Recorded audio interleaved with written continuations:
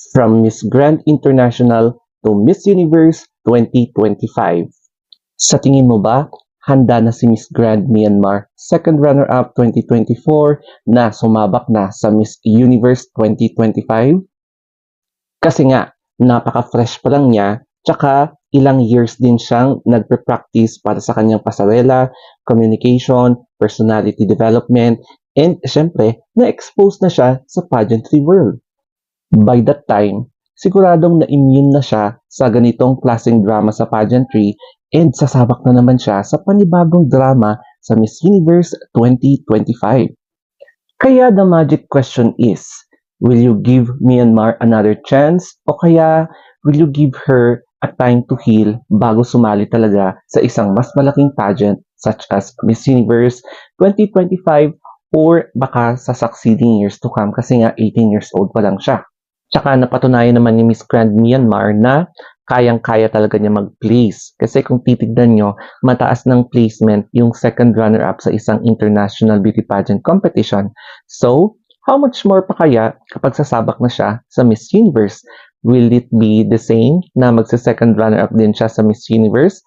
Or baka naman mas mataas pa? Kaya abangan natin kapag sasali siya.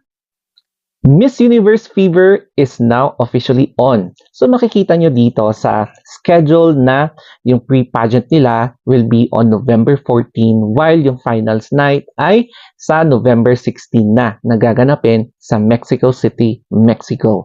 So I'm not sure kung mag-change yan or mag-change yung venue. Tignan na lang natin yung mga updates ng Miss Universe.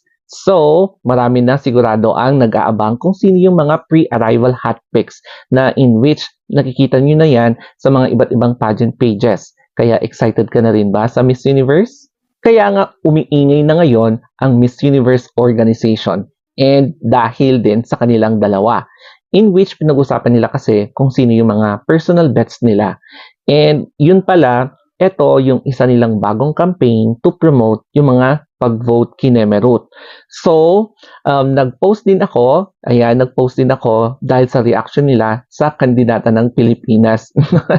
And then, after nyan, nung nakita nila yung reaction ng Pilipinas, so gumawa ulit sila ng panibagong video na kabaliktaran na.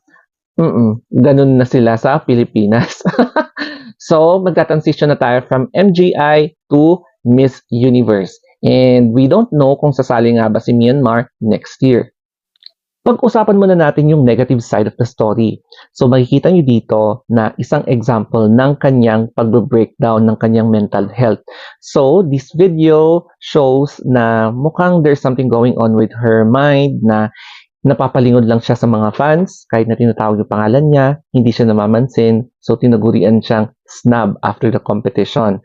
So yun nga kasi parang ang issue is hindi binigay sa kanila yung Best in National Costume tsaka yung Country of the Year Award na yun yung nilalaban nila ngayon. So I think after dito na kinasasangkutan nilang drama, I think it will take time for her to recuperate or to recover na sobrang apektado talaga yung kanyang mental health na hindi niya talaga ito pinaghandaan ng husto. Kaya ganito yung naging resulta. The second challenge is yung paghahanap ng sponsor. Kasi iiwas na malamang yung mga ibang sponsors na sana ay kukunin sila bilang ambassador sa kanilang mga produkto o kaya services. Kasi bilang isang brand ambassador or bilang model ng isang company, di ba, dapat wala kang background na nasasangkot sa isang scandal. And as a business owner, dapat you should choose an ambassador na walang drama, walang eksena na pwedeng makasira ng image ng company nyo. So, ito yung magiging problema na kay Miss Grand Myanmar at kanyang national director dahil sarit-sari mga skandalo na ang kanilang kinakaharap ngayon. So mahihirapan talaga sila maghanap ng ibang sponsor. Number 3 is financial support issues or problems, challenges, mga kineme ganyan. It's because kapag sasali ka talaga sa isang beauty pageant, kailangan mo talaga ng ganito. So, kailangan mo ng sponsors, kailangan mo rin talagang wasakin yung savings mo, yung investments mo, yung earnings mo, properties mo, para lang ma-fulfill yung mga needs mo, yung mga equipments na gagamitin mo, tsaka yung mga panggastos mo sa pagkain, mga health, mga kinemeng ganyan. Kaya ang hirap talagang sumali sa isang beauty pageant. Kung minsan nga, yung mga ibang candidates nakapaggastos sila ng hindi lang 6 digits kundi 7 digits. Ito naman yung positive side. So, pag-uusapan natin dito yung preparation. Kasi before pa sumabak si Faye sa Miss Grand International, nanalo na siya doon sa kanilang national pageant. And before din siya sumabak sa kanilang national pageants, prepared na prepared talaga siya. Especially at medyo younger pa siya, no? Nag-training siya in terms of sa pasarela kasi nga bumubuo na rin ng iba't ibang training camps ang Myanmar, I should say. So, meron na silang mga studio kung saan nagpa-practice yung kanilang mga delegates bago isabak sa kung anong pageant. And then, meron silang glam team din na binuo para ayusin, i-assist yung kanilang representatives.